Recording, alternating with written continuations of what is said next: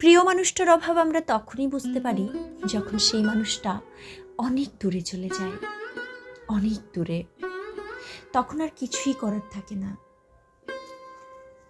ধীরে ধীরে মনও শান্ত হয়ে যায়। তখন আর কোনো রাগ অভিমান কোনো কিছুই থাকে না। শুধু যেটা থাকে সেটা হলো অতীতের কিছু স্মৃতি আর রিগ্রেট। তখন রিগ্রেট করে থাকি, মনে হয় কাশ ওই মানুষটা পাশে থাকতো, কাশ ওই মানুষটার সাথে আবার আগের মতো দেখা হতো, তাহলে আরেকবার ভুলগুলো শোধরানোর একটা সুযোগ পেতাম। মানুষ রিগ্রেটে থাকলে এরকমই ভাবে, কিন্তু কেন এরকম ভাবা? যখন মানুষটা কাছে ছিল তখন তাকে চেনা হলো না, সে যখন দূরে চলে গেল তখন সে যেন আরো কাছে আসার একটা ইচ্ছে হয়ে গেল।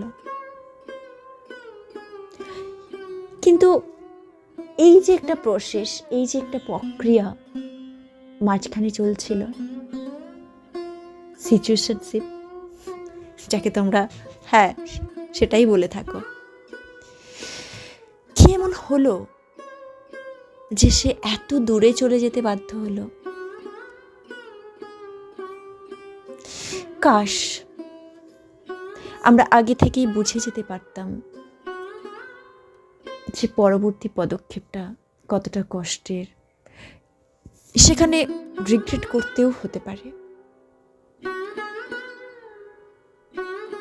কিন্তু না, আর নয়, যা হবার হয়ে গেছে। যদি তুমি সত্যিই সেই প্রিয় মানুষটাকে চেয়ে থাকো, ইচ্ছে রাখো যাওয়ার, তাহলে তার জন্য কিছু করো, একটা স্টেপ নাও, আর না হলে ভুলে যাও।